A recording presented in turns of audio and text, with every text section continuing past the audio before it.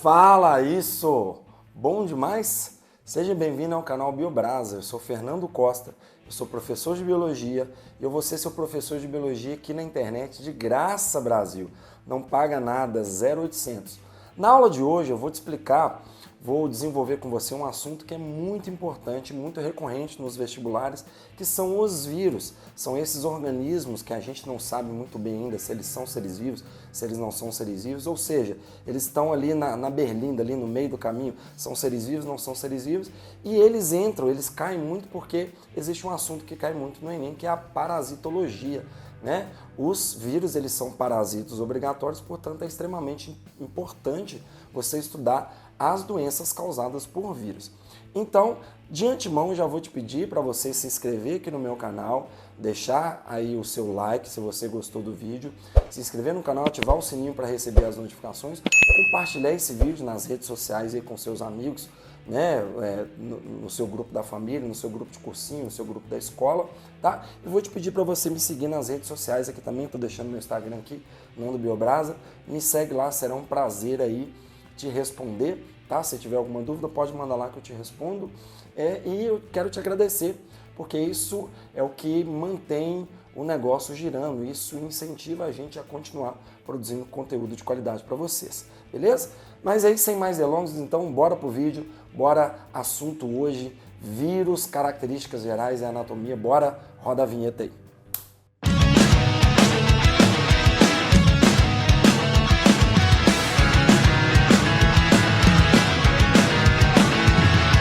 Fala isso! Bom demais? Como eu falei para vocês, a aula de hoje é uma aula extremamente importante, que entra dentro de um grupo de matérias, de um grupo de conteúdo chamado parasitologia. Os vírus, vocês vão ver que existe uma grande discussão sobre eles, se eles são ou não seres vivos.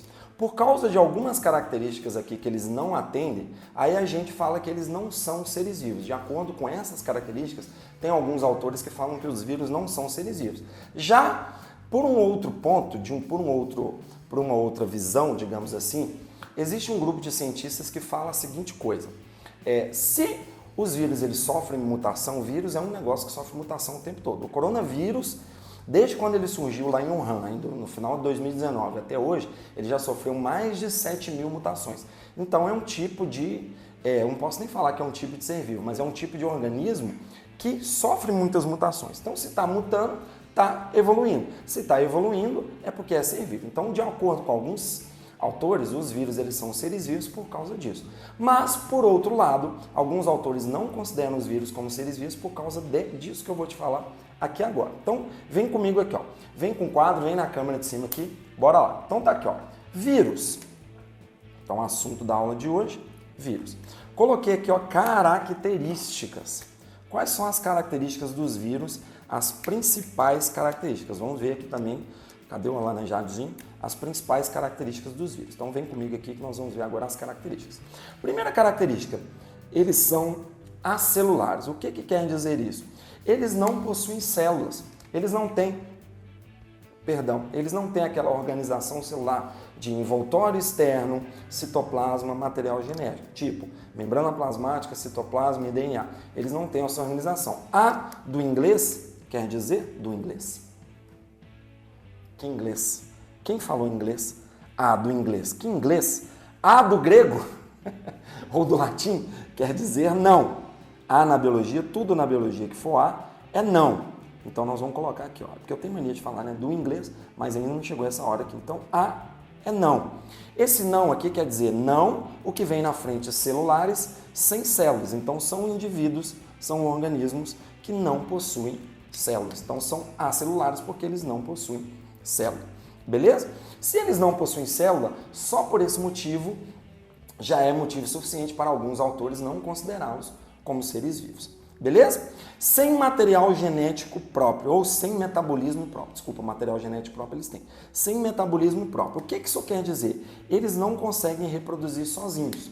Pelo fato de eles não conseguirem reproduzir sozinhos, eles só vão conseguir reproduzir se eles estiverem parasitando, se eles estiverem usando o maquinário de uma célula. Essa célula pode ser célula de qualquer ser vivo. Então, por este motivo, eles são parasitos intracelulares obrigatórios. Eu coloquei aqui meio que abreviado, que era só para a gente poder aproveitar o espaço aqui menor do quadro, que o meu quadro é pequeno. Então, são parasitos intracelulares obrigatórios, ou seja, eles só vão conseguir reproduzir se eles estiverem utilizando um maquinário de outra célula, na verdade, um maquinário de uma célula. Então, por esse motivo, a gente considera que eles não são seres vivos, pelo fato de eles não terem células, não terem metabolismo próprio e serem parasitos intracelulares obrigatórios. O que isso quer dizer? Eles só vão conseguir reproduzir se eles estiverem dentro de uma célula, utilizando um maquinário de outra célula, fazendo essa célula como escravo. Por esses 3 principais motivos, a maioria dos autores consideram os vivos como não seres vivos. Então, professor, o que eles são? Vou até tomar uma água aqui para poder te falar. Espera aí.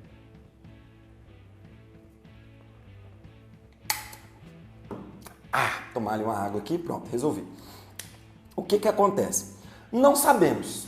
A ciência ainda não chegou. Eu falo nós não sabemos como se eu fosse alguém na fila da ciência. Quem sou eu na fila do pão? Não sou ninguém. Mas enfim, a ciência ainda não bateu o martelo para falar o que eles são. Se eles são seres vivos, se eles não são seres vivos. Então, na real, a gente não sabe ainda.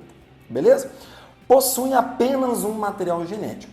Todo vírus ele vai possuir apenas ou o DNA ou RNA. E aqui é uma loucura, é uma confusão. Eu não vou entrar nesses pormenores nessa aula de hoje, eu não vou aprofundar, tá? Eu não vou aprofundar nisso de hoje, porque a nossa ideia aqui é fazer aulas mais curtas e aulas mais direto ao ponto para otimizar o seu tempo e o meu tempo também para eu conseguir produzir conteúdo de qualidade mais vezes para vocês. Esse canal aqui, escreve o que eu estou falando aí, escreve aí, escreve o que eu estou falando. Esse canal vai ser o maior canal de biologia do Brasil. Ó, se você está assistindo esse vídeo aqui agora, chegou aqui, caiu aqui de gaiato, não sei em que ano você vai assistir esse vídeo, não sei quando, mas escreve aqui embaixo aqui, amém, para me dar uma moral. Já aproveita, já se inscreve no meu canal, já ativa o sininho aí, já manda para os seus amigos aí para me ajudar a fortalecer o canal. Vai ser o maior canal de biologia do Brasil. Escreve o que eu estou te falando, beleza? Eu estou cheio de ideias, eu vou colocar essas ideias em prática.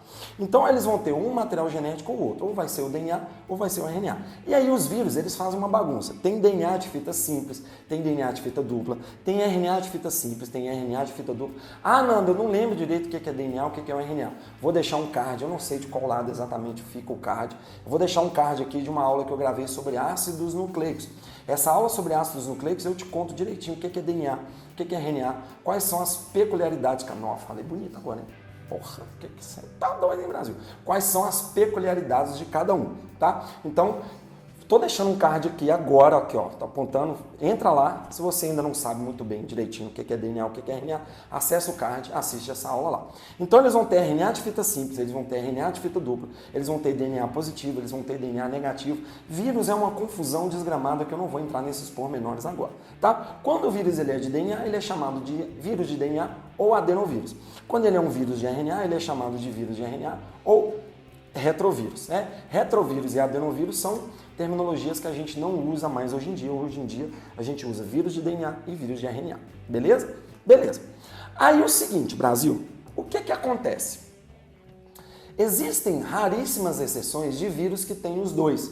São os vírus que vão ter os dois tipos, tanto DNA quanto RNA. São raríssimos os tipos de vírus que tem esse, mas são chamados de citomegalovírus. Eu vou pedir o Yuri, meu editor, inclusive eu queria agradecer o Yuri pela edição é ótimo, pela edição maravilhosa que ele tem feito, pelo trabalho maravilhoso que ele tem feito. Yuri, bota aqui para nós aqui, ó, citomegalovírus é o nome dos vírus que tem os dois, DNA e RNA, mas eles são muito raros, então a gente nem trata muito deles, eles nem caem em prova. Beleza? Fechou? Então essas são as principais características dos vírus que não são seres vivos. Uma outra característica que não coube aqui, mas é o que eu queria comentar com vocês, vem no quadro aqui, ó. Olha para cá. Isso aqui é um desenho de um vírus comum. O que é um vírus comum? É um vírus que não é um bacteriófago, por exemplo. Tá? Ah, professor, o que é um bacteriófago? No próximo quadro eu vou te mostrar o que é um bacteriófago. Esses vírus, eles podem ter um envelope. Então, os vírus envelopados, eles são os vírus que têm essa estrutura de fora aqui, ó.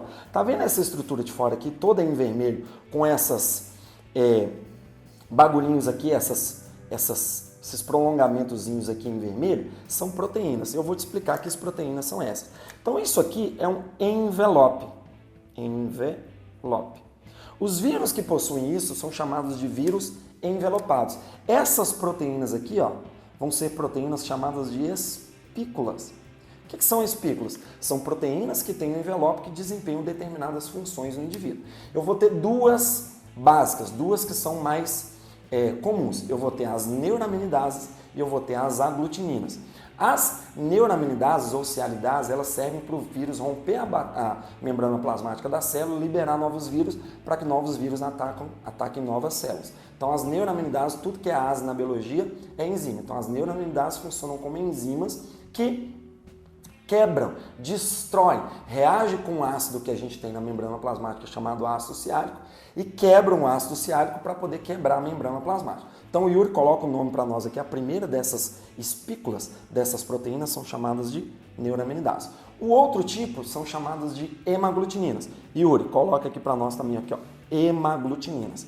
As hemaglutininas, elas são proteínas que servem para ajudar o vírus a se ancorar, a grudar na célula para ele poder injetar o material genético dele. Na próxima aula eu vou gravar só reprodução viral para vocês. Então esse conteúdo eu pretendo gravar em sequência. Aí a próxima aula da semana que vem eu vou gravar reprodução viral para vocês, ciclo lítico, ciclo lisogênico. A primeira coisa que um vírus faz quando ele ancora uma célula é jogar o material genético dele lá dentro. Quando ele joga o material genético dele lá dentro, essa ancoragem tem vários tipos de ancoragem.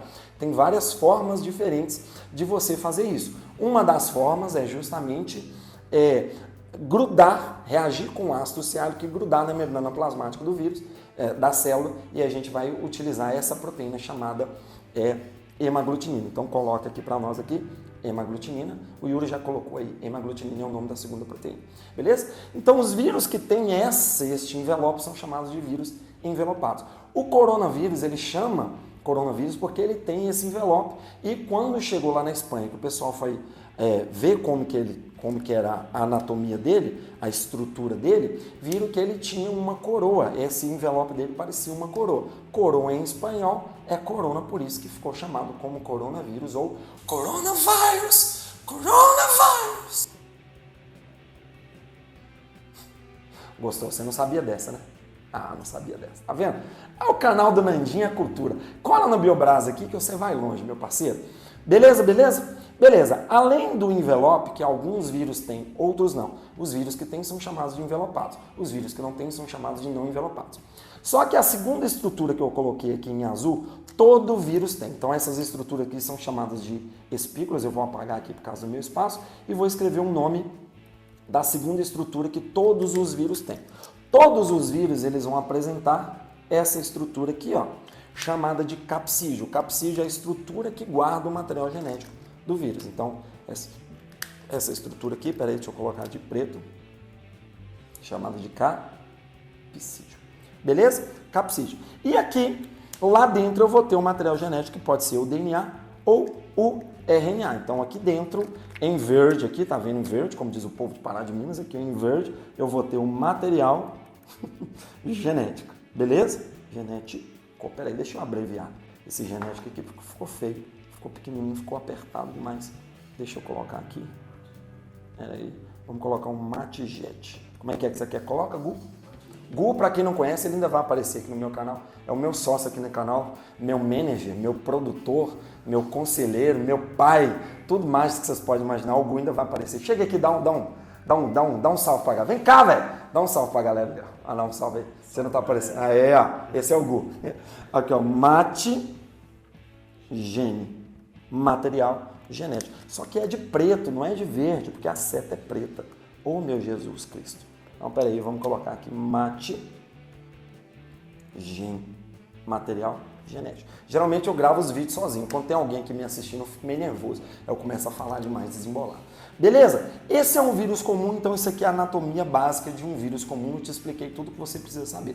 O que é que eu vou fazer agora? Eu vou mudar o quadro aqui no instalar de dedo, você não vai nem ver, e eu vou desenhar para você um segundo tipo de vírus, chamado de vírus que ataca bactérias, um vírus especializado, um comedor de bactérias, um bacteriófago. O que é um bacteriófago? Um vírus especializado em atacar bactérias, tá? Tem gente que vê o desenho e fala assim, não, professor, isso parece uma aranhona. Lembra um pouco uma aranha, lembra um pouco um artrópode, mas não tem nada a ver. Vou mudar o quadro aqui num piscar de olhos e já volto com o bacteriófago. No 3, 2, 1, você não vai nem ver, na hora que você assustar, eu já voltei. Não saia daí, não desliga o vídeo, que você ainda precisa aprender o bacteriófago, beleza? Então eu já volto em 3, 2, 1. Pronto, Brasil! Eu falei com você que não ia demorar nada, que eu só ia mudar o quadro e aí eu ia te mostrar o que é um bacteriófago. Então vem comigo aqui, ó. Vem pro quadro aqui, ó. Bactéria vem de bactéria, certo? E fago vem de bactéria e fago vem de comer. Então ele é um comedor, literalmente, de bactéria. É um vírus especializado em atacar bactérias. Então, ó, a anatomia básica dele, a gente vai ter basicamente duas separações anatômicas básicas. Essa estrutura aqui que parece um diamantão, eu olho para isso aqui, eu enxergo um diamante. Essa estrutura toda aqui que parece um diamante vai ser a cabeça. Mas, professor, não tem outro nome, não? Não, é cabeça mesmo. Então, isso aqui vai ser... Eita, meu Deus do céu. Isso aqui vai ser a cabeça do nosso bacteriófago. Então, ele vai ser dividido em cabeça e o restante vai ser dividido em cauda. Corpo não, cauda. Então, vai ter a cabeça e a cauda. Essa parte aqui, onde que está lá dentro o material genético, vocês estão conseguindo ver em verde aqui, ó, lá dentro tem o material genético. A estrutura que guarda o material genético é o capsídeo. Então, eu vou escrever aqui, ó, capsídeo. Tá? Lá dentro do capsídeo eu tenho quem? Eu tenho o material genético. Material genético. Tá? Mate-gen aqui é o material genético. Beleza? Essa estrutura aqui, ó, ela tem alguns nomes. Você pode chamar de pescoço, você pode chamar de haste, tá? Alguns autores chamam de pescoço exatamente. Mas aqui nós vamos colocar o termo mais científico, que é o termo chamado haste. A haste é a estrutura que liga, a estrutura que sustenta o capsídeo e que liga as demais partes do bacteriófago. Aqui embaixo eu vou ter uma estrutura chamada de placa. É a placa que segura a haste, que segura o capsídeo, chamada de placa basal, tá? Placa basal. Desta placa basal vão surgir as perninhas, que são utilizadas para o bacteriófago se fixar na célula. Então ele vem com essas perninhas, entre aspas, e fixa e gruda, faz a ancoragem na célula hospedeira. Essas perninhas são chamadas de fibras, tá? Fibras da cauda. Então vamos colocar aqui, ó, fibras da cauda. Beleza? Então esta é a anatomia básica de um bacteriófago. Capsídeo, haste, placa basal e fibras da cauda. Lembrando que ele é dividido anatomicamente em cabeça e cauda. Beleza, meus queridos? Como eu disse para vocês, essa aula é uma aula mais básica, uma aula introdutória, em que eu vou te explicar, em que eu te expliquei, na verdade, as características dos vírus, te mostrei como que é a anatomia básica de um vírus comum, e aqui eu estou te mostrando a anatomia básica de um bacteriófago. É claro que tem muito mais coisa que a gente poderia ver, teria muito mais detalhes que eu poderia ter falado, sim, mas o intuito aqui do canal no YouTube é a gente ser um pouco mais direto, um pouco mais assertivo, para otimizar o seu tempo e o meu tempo. A gente sabe, quem está estudando para o vestibular, quem está no ensino médio, o tempo ele é muito escasso, o tempo ele é muito curto. Então a minha ideia aqui é cada vez condensar um pouco mais um conteúdo para você ter um conteúdo de qualidade e para você poder consumir esse conteúdo otimizando o seu tempo aí, beleza? Esse é o intuito aqui do meu canal, sim? Como eu já ia falar, Gu acabou de me lembrar, se você chegou até o final, se você assistiu o vídeo todo, eu te agradeço demais, muito obrigado por ter ficado até aqui. Eu já te peço mais uma vez para você se inscrever aqui no meu canal, ativar o sininho para receber as notificações, compartilhar esse vídeo no seu grupo da escola, no seu grupo de WhatsApp, no seu grupo da família. Se você achou interessante a aula, você compartilha aí, isso ajuda a gente a continuar produzindo conteúdo de qualidade, né, Gu? Porque é um investimento muito grande, um canal no YouTube é um investimento grande. E eu vou te pedir também para você me seguir nas redes sociais. Estou deixando meu Instagram aqui, Nando Biobrasa, me segue lá. Vamos trocar ideia. Se você precisar de qualquer coisa, tiver qualquer dúvida, estiver estudando aí para o Enem, tiver alguma dúvida, pode mandar lá que eu vou fazer questão em te responder com todo prazer. Beleza? No mais, muito obrigado. Foi um prazer inóspito, uma explosão de alegria. Mandem brasa, beijo, tchau, juízo. Até a próxima aula e lembrem-se sempre, aprovação é construção. Tchau, valeu!